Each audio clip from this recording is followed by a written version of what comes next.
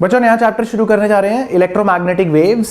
Bonus chapter है NEET exam में, free के मार्क्स मिलते हैं। बहुत ही लिमिटेड कंसेप्ट हैं, बहुत ही लिमिटेड क्वेश्चंस हैं और उन्हीं कंसेप्ट में से घूम फिर के क्वेश्चन आते हैं। चलिए, इलेक्ट्रोमैग्नेटिक वेव्स, बस खेल खेल में चैप्टर खत्म हो जाता है। इसमें आपको बेसिकली इलेक्ट्रोमैग्नेटिक वेव्स क्या होती हैं ये सीखना है, डेफिनेशन क्या है, इलेक्ट्रोमैग्नेटिक वेव्स की प्रॉपर्टीज क्या होती हैं, ठीक है। और उसके बाद फिर आपका एक टॉपिक आ जाता है एक नया, इसके अंदर डिस्प्लेसमेंट करंट। बस यही चैप्टर की कहानी है। तो इलेक्ट्रोमैग्नेटिक वेव्स क्या है, देखिए देखिए नाम से पता लग रहा है इलेक्ट्रोमैग्नेटिक। तो इलेक्ट्रोमैग्नेटिक वेव्स वो हैं जिनमें इलेक्ट्रिक फील्ड और मैग्नेटिक फील्ड वेक्टर दोनों साइनोसॉइडली वेरी करते हैं, दोनों एक दूसरे के परपेंडिकुलर होते हैं और दोनों ही डायरेक्शन ऑफ प्रोपेगेशन के भी परपेंडिकुलर होते हैं, ठीक है। तो देखिए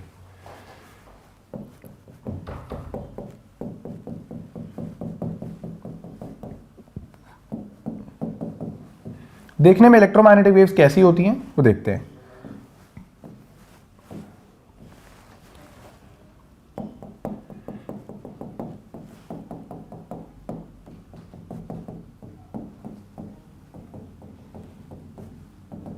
देखिए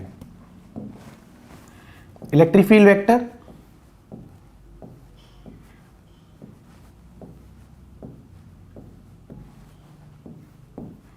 फिर से इलेक्ट्रिक फील्ड वेक्टर,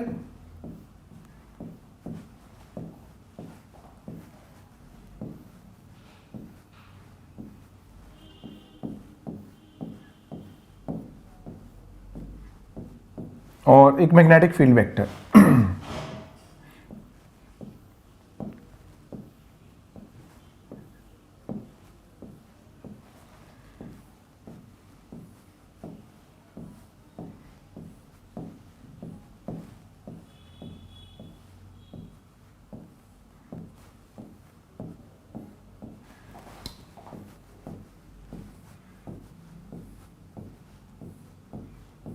देखिए ये इलेक्ट्रिक फील्ड वेक्टर है, कैसे वेरी कर रहा है, ऐसे वेरी कर रहा है, ऐसे वाई एक्सिस में।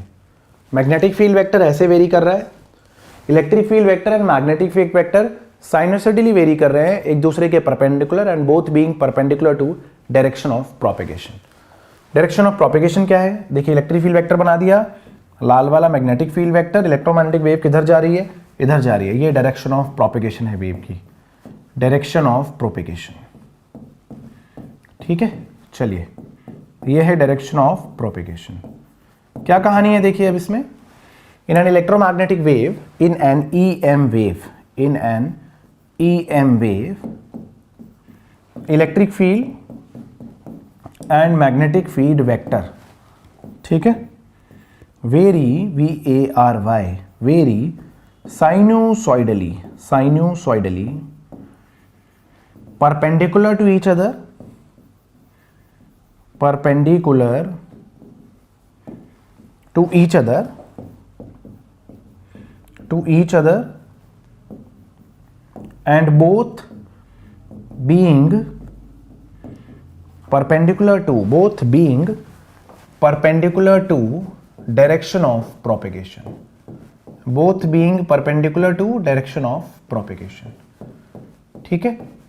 तो इलेक्ट्रिक फील्ड और मैग्नेटिक फील्ड वेक्टर दोनों एक दूसरे के परपेंडिकुलर होते हैं और दोनों ही जिस डायरेक्शन में वेव प्रोपेगेट कर रही होती है उस डायरेक्शन के परपेंडिकुलर होते हैं, ठीक है। अब परपेंडिकुलर अगर हमें निकालना हो तो चलिए ये आप समझ गए हैं, अभी डायरेक्शन वगैरह कैसे निकाली जाती है मैं आपको सिखाऊंगा। इसके बाद अगली बात समझते हैं कि भाई इलेक्ट्रोमैग्नेटिक वेव प्रोड्यूस कैसे होती है। तो आपने देखा था LC ऑसिलेटर, LC ऑसिलेशंस में इलेक्ट्रोमैग्नेटिक वेव्स प्रोड्यूस होती थी, ठीक है।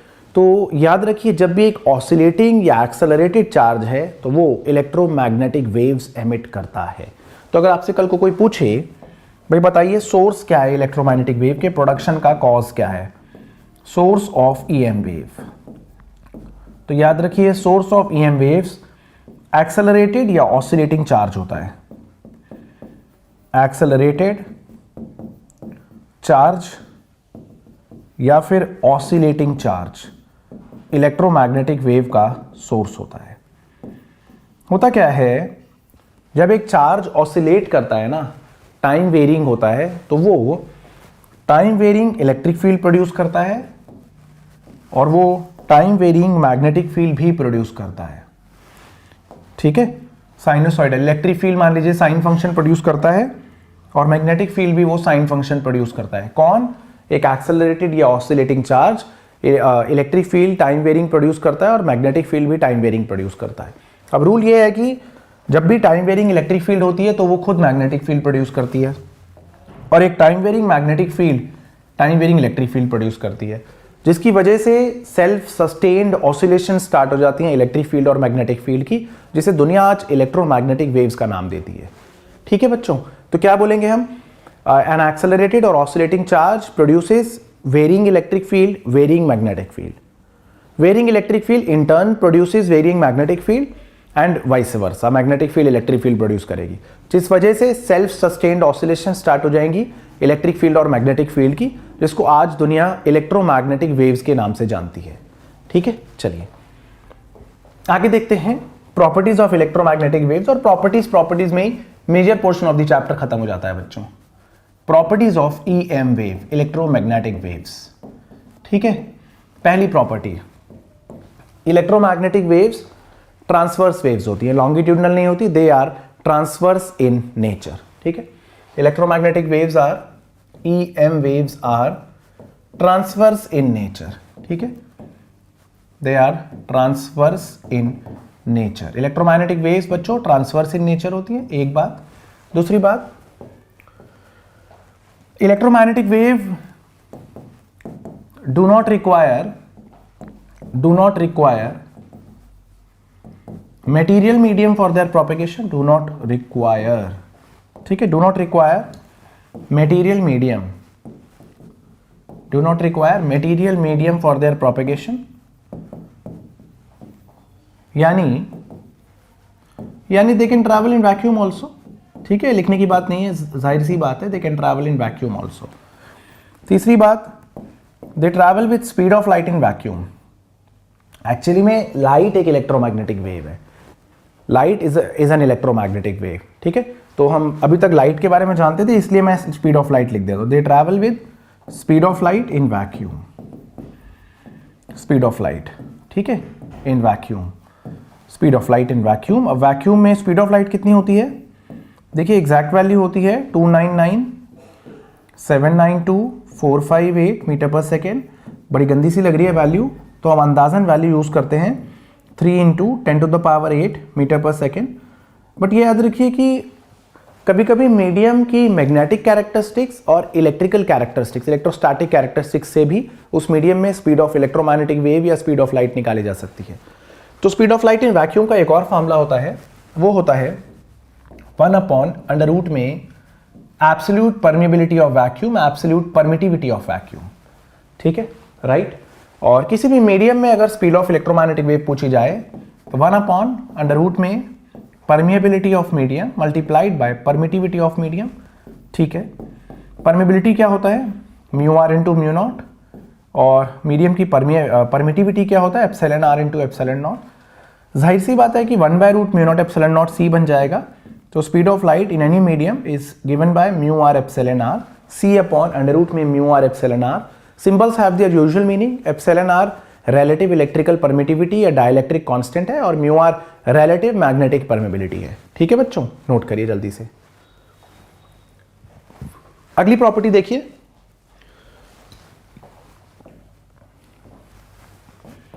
Electric field and magnetic field are perpendicular to each other and both being perpendicular to direction of propagation। ठीक है, दोनों ही डायरेक्शन ऑफ प्रोपेगेशन के भी परपेंडिकुलर होते हैं। तो डायरेक्शन ऑफ प्रोपेगेशन निकालने का तरीका क्या होता है? डायरेक्शन ऑफ प्रोपेगेशन, किस डायरेक्शन में वेव जा रही है वो हमें पता लगता है इस बात से। Direction of propagation is along vector E cross vector B। एक चीज याद रखिएगा, E क्रॉस B करने पे वेव की डायरेक्शन ऑफ प्रोपेगेशन आनी चाहिए। एक इंपॉर्टेंट चीज, और दूसरी इंपॉर्टेंट चीज, इलेक्ट्रिक फील्ड और मैग्नेटिक फील्ड वेक्टर अगर साइमल्टेनियसली हमेशा एक दूसरे के परपेंडिकुलर हैं तो याद रखिए कि उन दोनों का भी डॉट प्रोडक्ट जीरो होना चाहिए।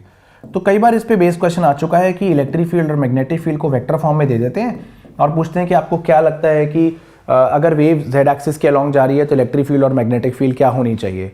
तो आपको दो चीजें चेक करनी होंगी हमेशा, एक इलेक्ट्रिक फील्ड और मैग्नेटिक फील्ड का डॉट प्रोडक्ट जीरो होना चाहिए और दूसरा ई क्रॉस बी करने पे डायरेक्शन ऑफ प्रोपेगेशन आती है। वेक्टर ई का क्रॉस प्रोडक्ट मैग्नेटिक फील्ड के साथ करने पे ही आपको डायरेक्शन ऑफ प्रोपेगेशन मिलेगी। ठीक है, एक और इंपॉर्टेंट बात कि भाई आपको जाहिर सी बात है कि इलेक्ट्रिक फील्ड और मैग्नेटिक फील्ड साइनसॉइडली वेरी कर रही है तो इलेक्ट्रिक फील्ड की भी एक साइन कर्व होगा, एक इक्वेशन होगी।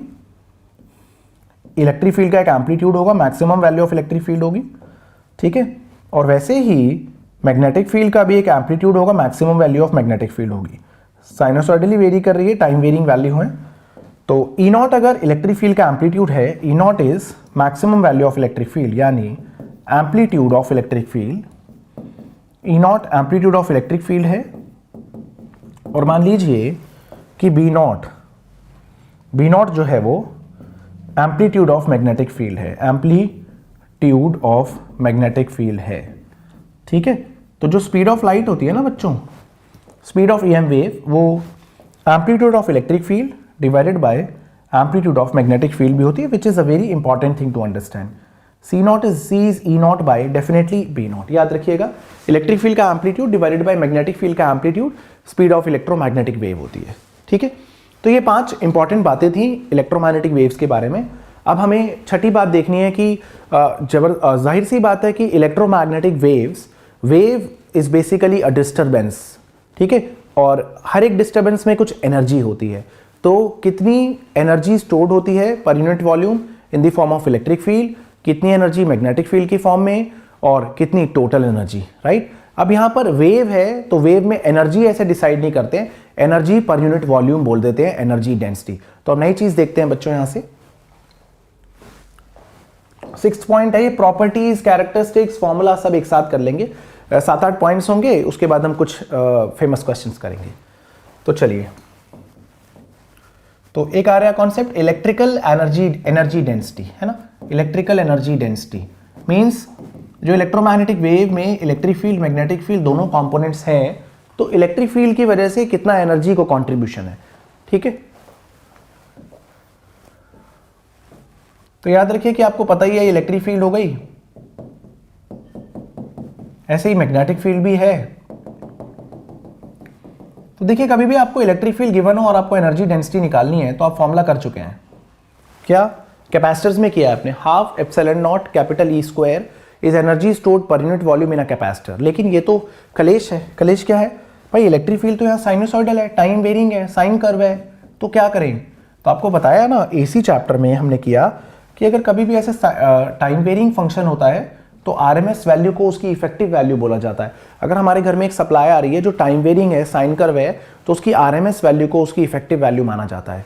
ठीक है, तो इलेक्ट्रिकल एनर्जी डेंसिटी क्या होगी, वो होगी हाफ एप्सिलॉन नॉट ई का स्क्वायर, इलेक्ट्रिक फील्ड का स्क्वायर। कौन सी इलेक्ट्रिक फील्ड, इलेक्ट्रिक फील्ड में पीक वैल्यू नहीं लेनी है, मैक्सिमम वैल्यू नहीं लेनी है, आरएमएस वैल्यू लेनी है। तो ये एनर्जी डेंसिटी होती है इन the form of electric field. Electrical energy density is energy stored per unit volume, half epsilon not electric field की आरएमएस वैल्यू का स्क्वायर। और जाहिर सी बात है मैंने सेम चीज लिख दी दोबारा। आपको पता ही है कि RMS value E not electric field का एम्पलीट्यूड डिवाइडेड बाय √2 होती है, तो ये ई नॉट बाय √2 होगा। स्क्वायर कर दीजिए, इलेक्ट्रिकल एनर्जी डेंसिटी आती है 1/4 epsilon naught E naught square. ये energy stored per unit volume in the form of electric field है। ऐसा ही मैग्नेटिक एनर्जी डेंसिटी के लिए किया जाएगा, फिर टोटल एनर्जी डेंसिटी निकाली जाएगी, दोनों का सम होगी। ठीक है, तो मैग्नेटिक एनर्जी डेंसिटी देखिए, चलिए मैग्नेटिक एनर्जी डेंसिटी,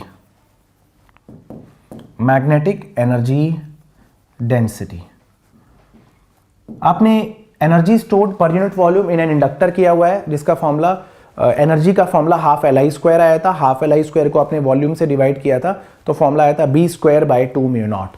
तो यहाँ भी जो magnetic energy per unit volume होगी उसका फॉर्मूला होता है मैग्नेटिक फील्ड की RMS value divided by 2 times mu naught. ठीक है, तो मैग्नेटिक फील्ड की आरएमएस वैल्यू है 1/2 और बी आर एम एस क्या है, B0/√2 का स्क्वायर। तो ये सॉल्व करके आएगा B0 का स्क्वायर बाय 4 टाइम्स μ0। ठीक है, अब हमें अल्टीमेटली ये भी देखना है, एक 6 पॉइंट रिपीट कर दिया, this is the 7th one. हमें एक और बात प्रूव करनी है आगे कि भाई एक्चुअली में electrical energy per unit volume और magnetic energy per unit volume exactly बराबर होते हैं, यूई और यूबी बराबर होता है। ठीक है, प्रूव कहेंगे तो प्रूव कर देता है, वैसे होता भी है। चलिए मैं प्रूव कर देता हूँ, छोटा सा प्रूफ है। ठीक है, तो 7th पॉइंट में हम यूई से स्टार्ट करके यूबी के बराबर लाएंगे। हम कहेंगे चलिए यूई से शुरू करते हैं, जो कि है 1/4 एप्सिलॉन नॉट इलेक्ट्रिक फील्ड के एम्पलीट्यूड का स्क्वायर। अब हमें पता ही है कि जो स्पीड ऑफ इलेक्ट्रोमैग्नेटिक वेव है वो E0/B0 है, तो E0 की जगह हम CB0 पुट करेंगे, तो ये हो जाएगा 1/4 एप्सिलॉन नॉट CB0 का स्क्वायर। ठीक है, C square B0 square, C की जगह 1/√μ0 एप्सिलॉन नॉट पुट करते हैं, तो C स्क्वायर हो जाएगा 1/μ0 एप्सिलॉन नॉट। ठीक है,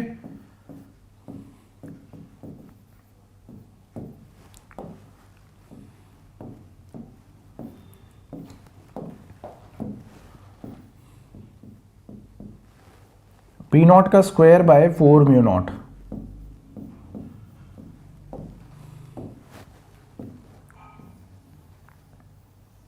B0 स्क्वायर बाय 4μ0, ये तो UB था, ये UE थोड़ी ना था, ये तो UB था। तो UE से स्टार्ट किया और UB के बराबर आ गए। इसका मतलब हमने ये प्रूव कर पाए कि electrical energy stored per unit volume और magnetic energy stored per unit volume exactly बराबर होते हैं बच्चों, है ना। तो UE से स्टार्ट करके UB के बराबर ले आए। तो 7th पॉइंट छोटा सा पॉइंट था जिसे बहुत इलाबोरेट करा मैंने, वो बादल के अंदर लिखेंगे। वो ये है कि UE और UB बराबर होते हैं सदैव। ठीक है, चलिए और कोई पॉइंट। हाँ सिंपल, टोटल एनर्जी क्या होगी फिर, टोटल एनर्जी डेंसिटी भाई electrical energy density plus magnetic energy density. अब इलेक्ट्रिकल एनर्जी डेंसिटी क्या है, वो मैग्नेटिक एनर्जी डेंसिटी के बराबर ही है, तो total energy density 2 times electrical energy density भी हो गई, और 2 और जब वैल्यू पुट करेंगे 1/4 तो half epsilon not electric field के एम्पलीट्यूड का स्क्वायर आ जाएगा। और अगर आप मैग्नेटिक फील्ड के टर्म्स में देखते हैं तो total energy density 2 times magnetic energy density होगी बच्चों, तो ये आ जाएगा सॉल्व करके B0 का स्क्वायर बाय 2 टाइम्स डेफिनेटली μ0। ठीक है, तो ये आ गई हमारे बच्चों टोटल एनर्जी डेंसिटी, राइट। अब आगे देखते हैं 8वें पॉइंट के बाद कुछ नया पॉइंट कि एक इलेक्ट्रोमैग्नेटिक वेव की इंटेंसिटी का क्या मतलब है।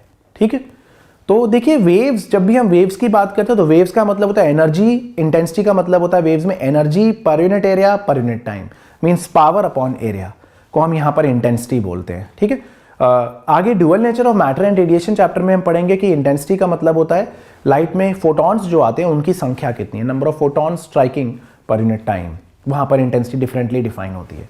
ठीक है, तो फिलहाल तो हम वेव्स में ही हैं, इलेक्ट्रोमैग्नेटिक वेव्स में। तो इलेक्ट्रोमैग्नेटिक वेव्स में इंटेंसिटी की बात करते हैं कि भाई इंटेंसिटी ऑफ इलेक्ट्रोमैग्नेटिक वेव क्या होती है, व्हाट इज एन इंटेंसिटी। तो देखिए इंटेंसिटी होती है, मान लेते हैं एक सिलेंड्रिकल रीजन लिया हमने, एक सिलेंड्रिकल रीजन से इलेक्ट्रोमैग्नेटिक वेव क्रॉस करके जा रही है। ठीक है, इलेक्ट्रोमैग्नेटिक वेव सिलेंड्रिकल रीजन पार करके जा रही है और energy per unit area per unit time को इंटेंसिटी का नाम दिया गया है। तो ठीक है, ये डिस्टेंस कितना हो जाएगा, ये हो जाएगा स्पीड इनटू टाइम, और इंटेंसिटी आई से डिनोट करेंगे और फॉर्मूला होगा energy, total energy per unit area definitely per unit time. ठीक है, टोटल एनर्जी क्या है, energy density small u energy density into volume divided by area into time. ठीक है जी, परफेक्ट है। वॉल्यूम क्या होता है, देखिए एनर्जी डेंसिटी, वॉल्यूम होगा एरिया इनटू लेंथ। ये है एरिया ऑफ क्रॉस सेक्शन, है ना बच्चों, ये है एरिया ऑफ क्रॉस सेक्शन, और वॉल्यूम हो जाएगा area of cross section into length है speed into time divided by area into time. ठीक है, और डेल्टा टी से डेल्टा टी उड़ा दीजिए, एरिया से एरिया उड़ा दीजिए, तो यहां से इंटेंसिटी आ जाती है small u energy density into speed of light, total energy density multiplied by speed of electromagnetic wave को intensity of an electromagnetic wave बोला गया है। बट इंटेंसिटी के देखिए फॉर्मूले और भी हैं, भूलिएगा मत, क्योंकि कौन सा फॉर्मूला कब इस्तेमाल हो जाए पता नहीं। एनर्जी का एक फॉर्मूला, इंटेंसिटी का एक formula energy per unit area per unit time भी होता है, ठीक है। तो इंटेंसिटी का फॉर्मूला एएम वेव्स में जो सबसे इंपॉर्टेंट है वो है total energy density multiplied by speed of light. However formula ये भी होता है energy definitely per unit area per unit time. अब एनर्जी अपॉन टाइम को आप पावर भी बोल देते हैं, तो इंटेंसिटी का एक फॉर्मूला पावर अपॉन एरिया भी होता है बच्चों। तो ये इंटेंसिटी के कुछ फॉर्मूले आ गए सिंपल से, और एक इलेक्ट्रोमैग्नेटिक वेव की इंटेंसिटी का फॉर्मूला क्या होता है वो भी देखा, और जनरल हमने जो देखा हुआ है फॉर्मूला जो हमें आता था वो भी हमने देख लिया। एक आध सिंपल से क्वेश्चन करते हैं बेस्ड ऑन इंटेंसिटी, ठीक है। चलिए नोट कर लीजिए तब तक आप। एक पॉपुलर क्वेश्चन है एनसीईआरटी का, देखिए इस टाइप का क्वेश्चन एनसीईआरटी में कि एक स्मॉल बल्ब है जी, बल्ब की पावर है 100 वॉट, 100 वॉट का बल्ब है और एफिशिएंसी 25% है। इसका मतलब जितनी बिजली मिल रही है ना, 100 वॉट की बिजली खा रहा है, कंज्यूम कर रहा है, उसकी जो रोशनी है 25% ही बना पा रहा है। मतलब 100 वॉट में से 75 वॉट का लॉस है हमें, 25 वॉट बिजली मिल रही है, बेसिक लाइट मिल रही है हमें। जो इलेक्ट्रिकल एनर्जी से लाइट एनर्जी कन्वर्ट हो रही है, इलेक्ट्रोमैग्नेटिक वेव्स जो डेवलप हो रही है वो 25% ही हो रही है। मुद्दा ये है, पॉइंट सोर्स है बल्ब, छोटा सा बल्ब है, बल्ब से 2 मीटर की दूरी पे, ठीक है, 2 मीटर की दूरी पे जो ऑब्वियसली ये बल्ब लाइट प्रोड्यूस कर रहा होगा, इलेक्ट्रोमैग्नेटिक वेव है लाइट, उस लाइट की वजह से इलेक्ट्रिक फील्ड वेक्टर का एम्पलीट्यूड और मैग्नेटिक फील्ड वेक्टर का एम्पलीट्यूड बताना है। क्वेश्चन क्लियर हो गया है आपको? मैं लैंग्वेज नहीं लिख रहा हूँ। बल्ब है पॉइंट सोर्स ऑफ लाइट और यहाँ सेंटर पे रखा है। ओहो हो, सेंटर पे नहीं रखा है, कोई बात नहीं, बना देते हैं सेंटर पे। बल्ब सेंटर पे रखा है, ठीक है। और क्या है कि बल्ब से 2 मीटर की दूरी पे, बल्ब से 2 मीटर की दूरी पे हमें इस बल्ब की वजह से प्रोड्यूस लाइट की इलेक्ट्रिक फील्ड और मैग्नेटिक फील्ड का एम्पलीट्यूड बताना है। हाँ ठीक है, क्या करें? तो देखिए इंटेंसिटी का फॉर्मूला पावर अपॉन एरिया भी होता है और इंटेंसिटी का formula total energy density into speed of light भी होता है। तो दोनों को अगर इक्वेट करेंगे तो हमारा काम बन जाएगा, ठीक है। चलिए तो इंटेंसिटी का फॉर्मूला पावर अपॉन एरिया भी है, और ना इंटेंसिटी का एक और फॉर्मूला है total energy density multiplied by speed of light या speed of electromagnetic wave indefinitely vacuum, ठीक है भैया। अब पावर क्या है? बल्ब की पावर है 100 वॉट, एफिशिएंसी 25%। 100 वॉट पावर है, 25% एफिशिएंसी है, और एरिया जो स्फेरिकल सरफेस है उसका एरिया है 4 पाई आर का square. Total energy density half, आप इलेक्ट्रिक फील्ड की टर्म्स में भी ले सकते हैं total energy density, magnetic field की भी टर्म्स में ले सकते हैं, आपकी अपनी इच्छा है। फिलहाल मैं इलेक्ट्रिक फील्ड की टर्म्स में ले रहा हूँ। Half epsilon naught E not का स्क्वायर। कैलकुलेशन देख के थोड़ी घबराहट हो रही है तो मुझे ऐसा लग रहा है कि वो मैं आपके हिस्से के लिए छोड़ देता हूँ, ठीक है। 3 × 10⁸, राइट बच्चों। चलिए काटापीटी कर दीजिए, तो ये आ जाता है 25 डिवाइडेड बाय 16, पाई की वैल्यू 3.14, हाफ एप्सिलॉन नॉट की वैल्यू 8.85, 10 की पावर माइनस 12, और ई नॉट का स्क्वायर 3 × 10⁸ नीचे ले आइए, ठीक है। 3 × 10⁸, राइट।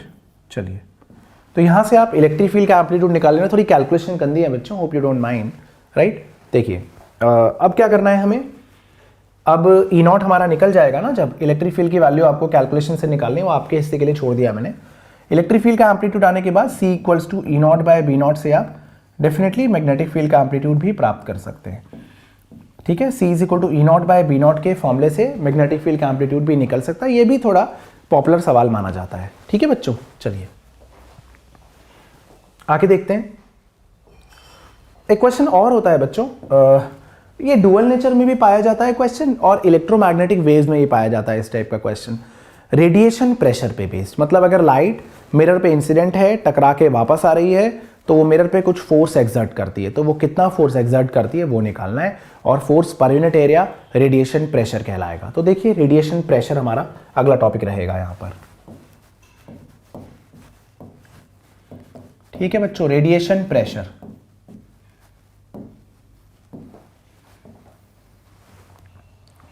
तो इस पे मैं एक एग्जांपल करा देता हूं, आपको वहीं से क्लैरिटी हो जाएगी। ये मिरर है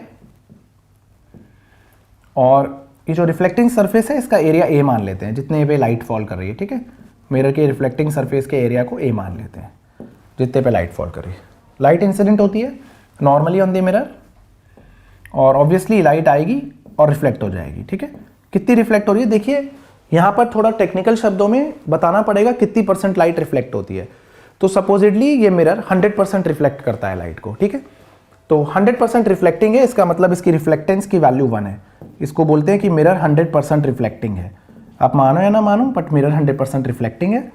इसका रिफ्लेक्टेंस 1 हो गया। रिफ्लेक्टेंस 3 चीजें होती है ना, एब्जॉर्प्टेंस, रिफ्लेक्टेंस, ट्रांसमिटेंस। रैट, रिफ्लेक्टेंस, एब्जॉर्प्टेंस और ट्रांसमिटेंस। रैट का सम 1 होता है, R+A+T 1 होता है।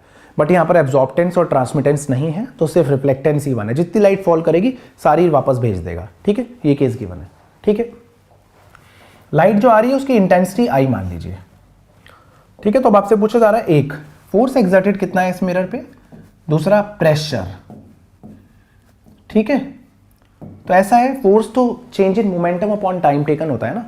हाँ ठीक है, तो यहां से ना जो मूविंग लाइट है या लाइट के अंदर फोटॉन्स हैं उनका मोमेंटम भी निकालने का हमारे पास फॉर्मूला होता है। तो थोड़ा सा ये, अगर वेव की जगह हम पार्टिकल नेचर से डील करते हैं ना, डुअल नेचर में करेंगे तो ज़्यादा बेटर रहेगा, बट कोई बात नहीं, मैंने आपको यहाँ करा दिया। देखिए, एनर्जी का फॉर्मूला होता है hc/λ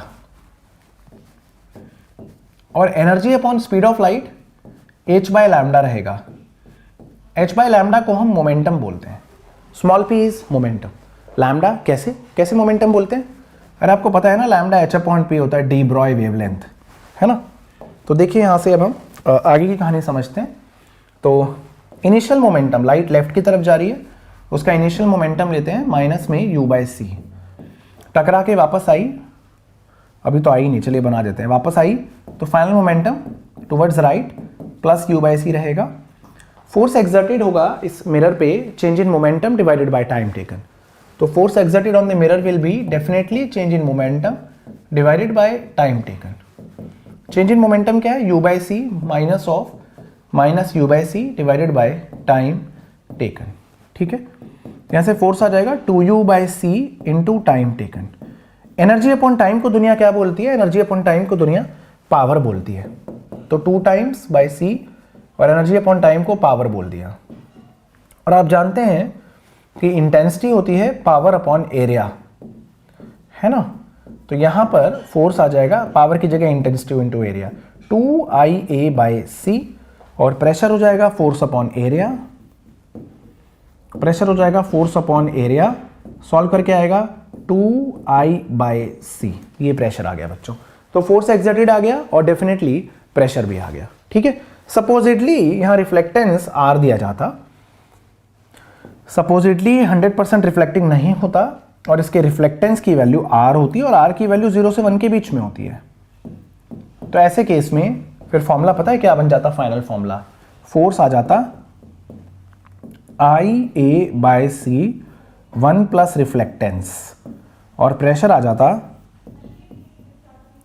जाता I/c into again 1 plus reflectance. ठीक है, तो force IA/c into 1 plus R और pressure I/c into 1 plus R। Reflectance की वैल्यू 0.3, 0.4, 0.5। कैसे बोल देते हैं कि जो मिरर पे लाइट इंसिडेंट है ना, उसका 30% ही रिफ्लेक्ट कर रहा है। मिरर तो मत बोले, फिर अच्छी बात नहीं है ना बोलना।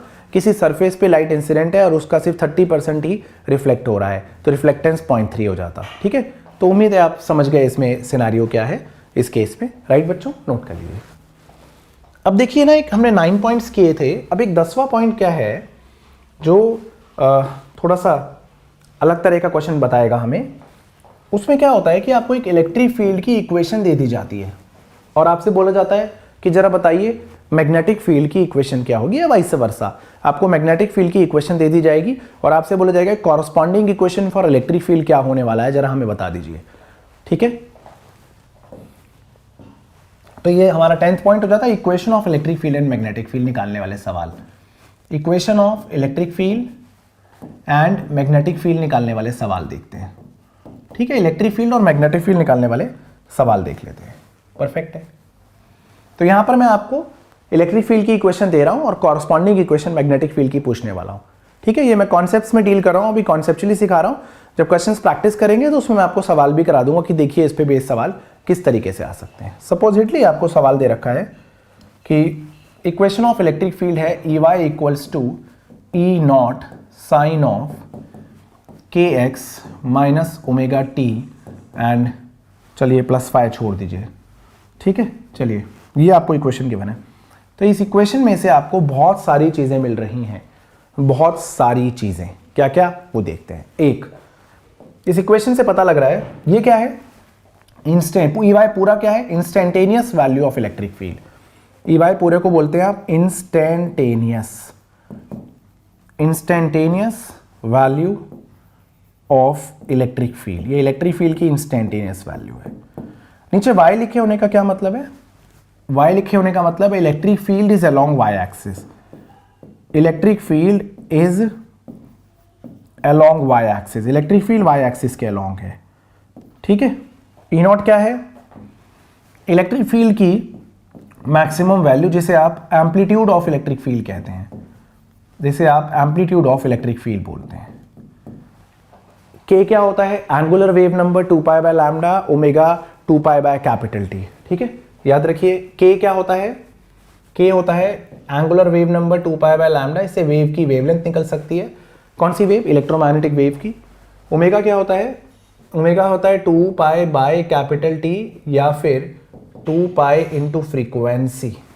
ठीक है, इससे अगर आप चाहें इलेक्ट्रोमैग्नेटिक वेव की स्पीड निकालना तो आप निकाल सकते हैं। याद रखिए, इनफैक्ट आप दुनिया में याद रखिए किसी भी वेव की स्पीड निकालनी है ना, आपको 11th क्लास में भी अगर आपने किया हो तो स्पीड ऑफ वेव जो होती है ना वो हमेशा होती है कोफिशिएंट ऑफ टी, कोई भी इक्वेशन के अंदर coefficient of t upon coefficient of x. T का कोफिशिएंट अपॉन एक्स का कोफिशिएंट। टी का कोफिशिएंट क्या है ओमेगा, एक्स का कोफिशिएंट क्या है के, तो speed of electromagnetic wave omega by के होगा। ठीक है, तो यहां से आप बहुत सारी चीजें निकाल सकते हैं बच्चों, राइट। ठीक है, अब एक और चीज निकलती है यहां से। अब आप इस चीज को गौर से देखिए, के एक्स माइनस ओमेगा टी है ये। तो याद रखिए अगर के एक्स और ओमेगा टी दोनों का साइन सेम होगा, मतलब के एक्स प्लस ओमेगा टी होगा, तो वेव नेगेटिव एक्स एक्सिस की ओर जा रही होगी, electromagnetic wave.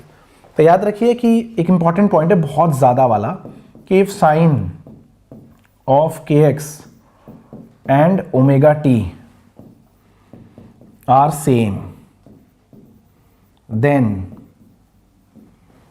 wave is traveling along negative x axis। ठीक है, और अगर साइन ऑफ के x and omega t is different, जो कि यहां पर है k x minus omega t या omega t minus k x, then wave is travelling along positive x axis. ठीक है, तो इफ साइन ऑफ के x and omega T are same then wave is travelling along negative x axis. और ऐसा करते हैं कि ऊपर लिख देते हैं, चलिए, इफ साइन ऑफ के x and omega T are different, if K x and omega T have different sign, have different sign, then wave is travelling along, wave is travelling along positive x axis. ठीक है, clear है। तो इससे क्या क्या ज्ञान मिल गया आपने वो देख ही लिया है। ठीक है, अब आपको एक इलेक्ट्रिक फील्ड की इक्वेशन गिवन होती है सपोजिटली, और आपसे बोलते हैं corresponding equation for magnetic field क्या होगा। तो हम ये देखते हैं पहले इस इक्वेशन में क्या क्या चीजें गिवन है वो हमने देखा। अब इलेक्ट्रिक फील्ड की इक्वेशन से हम मैग्नेटिक फील्ड की इक्वेशन कैसे निकालते हैं एक बार वो देख लेते हैं। ठीक है, तो हम इसी इक्वेशन को लेकर चलते हैं और हम कहते हैं कि चलिए अब हम मैग्नेटिक फील्ड की इक्वेशन निकालने वाले हैं, राइट। तो मैग्नेटिक फील्ड की इक्वेशन में याद रखिए दो चीजें चाहिए आपको, एक एम्पलीट्यूड ऑफ मैग्नेटिक फील्ड और एक मैग्नेटिक फील्ड किस डायरेक्शन में है। तो देखिए बच्चों, नोट कर लीजिए जरा यहां तक, एक बार नोट कर लीजिए आप लोग। ठीक है, चलिए अब सपोजिटली आपको इलेक्ट्रिक फील्ड की इक्वेशन दी गई है, साइन ए नॉट साइन के एक्स माइनस ओमेगा टी, और आपसे बोल रहे हैं कि जरा बता दीजिए यार मैग्नेटिक फील्ड की इक्वेशन क्या होगी। बस फिलहाल के लिए इतनी बात, इसमें कितना ज्ञान दे रखा है वो हमें पता ही है। तो हमें दो चीजों की आवश्यकता है, मैग्नेटिक फील्ड के नीचे ये क्या लिखे, मतलब किस डायरेक्शन में है। देखिए electric field, magnetic field sinusoidally vary करती हैं, दोनों एक दूसरे के परपेंडिकुलर और दोनों ही डायरेक्शन ऑफ प्रोपेगेशन के भी परपेंडिकुलर। सही बात है। तो नीचे जैसे इलेक्ट्रिक फील्ड के नीचे तो y लिखा है, तो मैग्नेटिक फील्ड के नीचे क्या आएगा, x आएगा, positive x, negative x, positive z, negative z check करना है। और दूसरी बात एक ये लिखना है कि भाई ये कितना आएगा, ये b0 की वैल्यू क्या होगी। अरे b0 तो लिख सकते हैं, b0 होगा कितना, ठीक है, ये सेम रहता है। देखिए तो इन ऑल ऊपर वाली इक्वेशन से आपको ये टेप देना है, ठीक है। ये दो डिब्बे जो मैं छोड़ रहा हूं यहां पर लिखना क्या है वो अगर आप सीख गए तो बाकी कुछ नहीं करना आपको। ये जो sign kx minus omega t होता है ना, ये इलेक्ट्रोमैग्नेटिक वेव की प्रॉपर्टी होती है। ये इलेक्ट्रिक फील्ड और मैग्नेटिक फील्ड दोनों के अंदर सेम होता है। ये दो डिब्बे अगर आप भरने में कामयाब हो गए तो आपने काम कर दिया। तो चलिए शुरू करते हैं आसान चीज से। पहले ये बात हम पहले से भी जान चुके हैं कि speed of an electromagnetic wave electric field का एम्पलीट्यूड अपॉन मैग्नेटिक फील्ड का एम्पलीट्यूड होती है। यानी मैग्नेटिक फील्ड का एम्पलीट्यूड इलेक्ट्रिक फील्ड का amplitude divided bye speed of light होती है। तो चलिए भैया ये मैग्नेटिक फील्ड का एम्पलीट्यूड भर दिया हमने, यहाँ b0 की जगह अब हमने लिख दिया इलेक्ट्रिक फील्ड का एम्पलीट्यूड, हमें पता होगा क्वेश्चन में, डिवाइडेड बाय स्पीड। चलिए ये तो सेम ही रहेगा, इसमें आपको कुछ करना नहीं है। बस अब सारी मेहनत ये है कि डायरेक्शन क्या होगी जरा इतना बताने का कष्ट करिए। हाँ तो ठीक है, बस ये डायरेक्शन पता करनी है, कर लेते हैं पता। देखिए वेव किधर जा रही है, अच्छा हमें तो पता है ना कि E क्रॉस B करने पे हमें डायरेक्शन ऑफ प्रोपेगेशन मिलती है। E क्रॉस B करने पे पता लगता है वेव किधर को भाग रही है। तो E cross B gives the direction of propagation for sure, है ना। E क्रॉस B हमें डायरेक्शन ऑफ प्रोपेगेशन देता है, ठीक है। इलेक्ट्रिक फील्ड किधर को है भैया, वो तो क्वेश्चन में गिवन है, electric field is along y axis, perfect हो गया, y एक्सिस। मैग्नेटिक फील्ड अभी भी नहीं पता किधर है, बट अब ये तो पता है ना आपको कि डायरेक्शन ऑफ प्रोपेगेशन क्या है। कैसे पता है, kx माइनस ओमेगा टी है, यानी kx और ओमेगा टी का साइन डिफरेंट है। If kx and omega T have different sign then wave is travelling along positive x axis. कौन सी वेव, इलेक्ट्रोमैग्नेटिक वेव, ठीक है। तो kx और ओमेगा टी में एक पॉजिटिव और एक नेगेटिव है, तो इसका मतलब electromagnetic wave positive x axis के अलोंग भाग रही है, तो j क्रॉस समथिंग करने पे i कैप आएगा। अब वो बचपन वाला क्रॉस प्रोडक्ट का जो रूल होता था ना, वो गोला वो बनाते हैं, i cap j cap k cap, i cross j करने पे k आता है, j क्रॉस k करने पे i आता है, k क्रॉस i करने पे j आता है। ये तो हमें समझ आ गया। क्या j क्रॉस k करने पे i आता है, तो j तो है ही, आंसर i चाहिए, तो j क्रॉस k करने पे तो i आएगा ना, यानी magnetic field is directed along plus k cap आया means positive z axis. If it would have been minus k cap means z axis की नेगेटिव डायरेक्शन में है मैग्नेटिक फील्ड, ठीक है। तो बस फिर b के नीचे डिब्बे में क्या लिखना है, b के नीचे डिब्बे में z लिखना है, या फिर यहां पर k कैप लिख दीजिए, वो एक ही बात है कि डायरेक्शन z एक्सिस के अलोंग है या z है। तो आपको समझ आ गया कि इलेक्ट्रिक फील्ड की इक्वेशन से मैग्नेटिक फील्ड की इक्वेशन कैसे निकाली जा सकती है, या अगर आपको मैग्नेटिक फील्ड की इक्वेशन दे रखी हो उससे इलेक्ट्रिक फील्ड की इक्वेशन कैसे निकालेंगे, तो वहां भी आप समझ चुके हैं। मैग्नेटिक फील्ड इक्वेशन से b0 निकाल लीजिए, c equal to E0 bye B0 से E0 आ जाएगा, और E cross B will give the direction of propagation. आपको डायरेक्शन ऑफ प्रोपेगेशन एंगल देख के मिलेगी, और ये जो भी आपको गिवन होगा इलेक्ट्रिक फील्ड या मैग्नेटिक फील्ड, उससे आपको उस चीज की डायरेक्शन पता लग जाएगी। फिर E क्रॉस B से आप दूसरी जो चीज आपकी मिसिंग होगी उसकी डायरेक्शन ऑफ प्रोपेगेशन आप भली भांति कैलकुलेट कर सकते हैं बच्चों, ठीक है बच्चों, नोट करिए। चलिए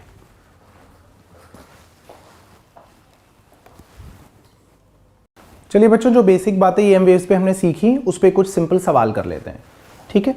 चलिए, काफी इंपॉर्टेंट सवाल माना जाता है, इजी है बट अपने आप में पता नहीं क्यों मुझे बहुत इंपॉर्टेंट सवाल लगता है ये, ठीक है। कह रहे हैं for a plane electromagnetic wave propagating in the z direction. इसका मतलब वेव किधर जा रही है, z डायरेक्शन में, यानी E क्रॉस B करने पे z एक्सिस आनी चाहिए, k कैप आना चाहिए, ठीक है। Which of the following is correct possible direction for electric field and magnetic field. तो याद रखिए E क्रॉस B करने पे डायरेक्शन ऑफ प्रोपेगेशन आनी चाहिए जो कि k कैप है, और इलेक्ट्रिक फील्ड और मैग्नेटिक फील्ड का डॉट प्रोडक्ट 0 होना चाहिए। दोनों कंडीशन जो साइमल्टेनियसली सेटिस्फाई करेगा वही आंसर है। तो क्योंकि डॉट प्रोडक्ट इजी है तो पहले डॉट प्रोडक्ट चेक कर लेते हैं, ठीक है। तो यहां पर दो सब कुछ पॉजिटिव है तो डॉट प्रोडक्ट तो 0 आने का नहीं है। ये आ जाएगा -2 और 3, -6 और ये +6, तो इसका डॉट प्रोडक्ट 0 आ रहा है। This may be an answer. 3 और 4 12 और 4 और 3 12, इसका भी आंसर 0 आ रहा है, it may be an answer. 2 - 2 ये डॉट प्रोडक्ट 0 है। देखिए चालाकी से बनाया गया है क्वेश्चन कि डॉट प्रोडक्ट जो है तीन केसेस में 0 आ रहा है। अगर एक में ही 0 आता तो मैं उसी को सीधे टिक कर देता, ठीक है। तो चलिए ई क्रॉस बी चेक करना पड़ेगा, थोड़ा सा लेंथी हो गया but will have to check E cross B. तो चलिए बी ऑप्शन के लिए ई क्रॉस बी चेक करते हैं। -2i कैप -3j कैप का क्रॉस प्रोडक्ट करेंगे 3i कैप -2j कैप के साथ। ठीक है, चलिए तो अब क्या है, i क्रॉस i 0 होता है, i क्रॉस j k, तो -2 और -2 4 k cap. j cross j 0 होता है, लेकिन j क्रॉस i क्या होता है, j क्रॉस i होता है -k, तो यहाँ माइनस माइनस प्लस हो जाएगा, +9k। तो इसी केस में direction of propagation k cap के अलॉन्ग आ रहा है।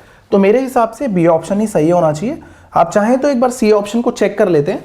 तो i क्रॉस j करने पे इधर -9k कैप आ रहा है, और j क्रॉस i करने पे फिर से -k कैप -12k कैप, तो ये डायरेक्शन -k कैप आ रही है। तो जाहिर सी बात है, मुझे लग रहा है डी ऑप्शन सही है, क्योंकि डी ऑप्शन में दोनों सेटिस्फाई हो गया। वो अलग बात है कि जल्दी से आ गया तो इसलिए थोड़ा फील कम आ रही थी। ठीक है बच्चों, नोट कर लीजिए।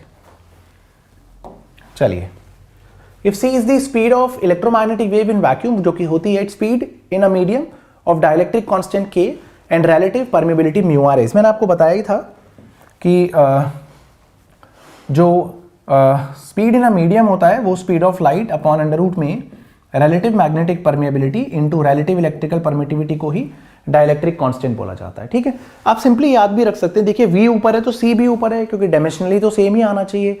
रिलेटिव इलेक्ट्रिकल परमिटिविटी और रिलेटिव मैग्नेटिक परमिबिलिटी तो डायमेंशनलेस है, तो c तो ऊपर ही आएगा। और क्योंकि किसी और मीडियम में स्पीड कम ही होती है तो ये नीचे ही आएगा, क्योंकि μr और k यूजुअली 1 से बड़े ही होते हैं, है ना। तो ऑप्शन आ गया कोई, अच्छा, अरे कमाल ही कर दिया, डायमेंशनली गलत है, स्पीड ही नहीं आया। स्पीड रूट में नीचे नहीं आ सकती, ये भी गलत हो गया, क्योंकि किसी भी मीडियम में स्पीड ऑफ लाइट से वैक्यूम वाले से ज़्यादा नहीं हो सकती। तो जाहिर सी बात है सी ऑप्शन दिख गया। अगर फॉर्मूला ना भी आता होता ना मुझे, तो भी मैं इसे सही कर देता। देखिए कैसे, कहीं स्पीड के सामने स्पीड ही नहीं है, डायमेंशनली करेक्ट नहीं है। ये फॉर्मूला भी डायमेंशनली करेक्ट नहीं है। यहाँ पर किसी और मीडियम में स्पीड μr और k का प्रोडक्ट 1 से बड़ा होगा, है ना। तो किसी और मीडियम में स्पीड वैक्यूम से ज़्यादा नहीं हो सकती, ये भी गलत है। तो सिर्फ सी ऑप्शन ही सही रह गया बच्चों। फॉर्मूला ना आते हुए भी सही हो सकता है। इसका मतलब आपको फिजिक्स में चालाक होने की बहुत ज़रूरत है। चलिए, plane electromagnetic wave propagating along x axis. ठीक है, लैम्डा 3 mm है, the electric field is in the y direction. Electric field y axis के अलोंग है। ठीक है, मैक्सिमम वैल्यू है 10, तो इलेक्ट्रिक फील्ड का एम्पलीट्यूड 10 है। देखिए बहुत सारी चीज़ें दे दी गई हैं तो लिखनी तो पड़ेंगी। इलेक्ट्रिक फील्ड 10 है, ठीक है। लैम्डा है 3 mm। चलिए, और कुछ पॉजिटिव एक्स एक्सिस की ओर जा रहा है, बस वाई एक्सिस के अलोंग है, तो वो तो लिखना चाहिए वाई एक्सिस के अलोंग है, तो सब में जे कैप लिखना चाहिए। भाई कमाल ही कर रहे हैं, लिखा ही नहीं है। चलिए कोई बात नहीं, सब में नहीं लिखा तो चल जाएगा। अब सुनिए, ऐसा करते हैं कि अब हमें चेक करना है कि इलेक्ट्रिक फील्ड का एम्पलीट्यूड 10 होना चाहिए, जो कि सब में है। अब हमें लैम्डा चेक करना है कि लैम्डा की वैल्यू 3 mm किस में आ रही है, वही हमारा आंसर होगा। ठीक है, चलिए, क्या वैक्यूम बोला है? अब नहीं बोला तो मानना ही पड़ेगा। चलिए एक बार सॉल्व करते हैं, रुकिए जरा जगह बना के, ये आपने नोट कर ही लिया था, यहीं पर जगह बनाते हैं। लैम्डा है 3 mm, तो वहां से k निकालते हैं। ठीक है, या चलिए इन इक्वेशन से लैम्डा निकालते हैं। आप क्वेश्चन इरेज कर लिया, क्वेश्चन कॉपी कर लीजिए प्लीज। लैम्डा 3 mm, बस, और कोई ज़रूरत नहीं है हमें। क्वेश्चन कॉपी कर लीजिएगा, मैं यहीं पर सॉल्व कर देता हूँ। राइट, चलिए, लैम्डा आपको ना 3 mm दे रखा है, और यहाँ पर आप ना इक्वेशंस में चेक करिए जरा। जैसे फर्स्ट इक्वेशन में चेक करिए, चलिए, या चलिए k ही निकाल लेते हैं, चारों बार कौन चेक करेगा। k is 2 pi by lambda. k होता है बच्चों 2 पाई डिवाइडेड बाय लैम्डा। हाँ ठीक है, और 2 पाई लैम्डा 3 mm है, तो 3 इंटू 10 की पावर -3 आना चाहिए। सही है, तो ये आना चाहिए आपका 2 pi by 3 into 10 to the power 3। सही लग रहा है मुझे, है ना। अब यहाँ पर देखिए कि जो कोफिशिएंट ऑफ एक्स है, इक्वेशन क्या होती है, देखिए इक्वेशन कुछ इस तरीके से होती है, ई नॉट साइन ऑफ, है ना, omega t minus k x या के एक्स माइनस ओमेगा टी। तो जो भी x का कोफिशिएंट है वही k है। तो यहां पर x का कोफिशिएंट क्या है, पाई, है ना। ठीक है, पाई बाई सी है। तो फर्स्ट इक्वेशन में जो x का कोफिशिएंट है, फर्स्ट इक्वेशन के हिसाब से k की वैल्यू आ रही है पाई टी माइनस के बाई सी आ रही है। ठीक है, चलिए, पाई के बाई सी, परफेक्ट है। इसमें क्या आ रहा है, इसमें क्या आ रहा है हमारा, x का कोफिशिएंट क्या है 2 pi into 10⁻11 divided by c, है ना। अब अगर हम स्पीड ऑफ लाइट यहाँ पुट करें तो 2 पाई इंटू 10⁻11 अपॉन 3 इंटू 10⁸ भैया हो गया काम। यहीं पे जो k की वैल्यू है वो मैच हो रही है हमारे क्वेश्चन के, हमारे लैम्डा से यही वाली वैल्यू मैच हो रही है k की, और कोई मैच नहीं हो रही। क्या ही कर सकते हैं जब कोई और मैच नहीं हो रही तो। ठीक है बच्चों, यही आंसर है, नोट कर लीजिए। हो काफी मेहनत वाला क्वेश्चन।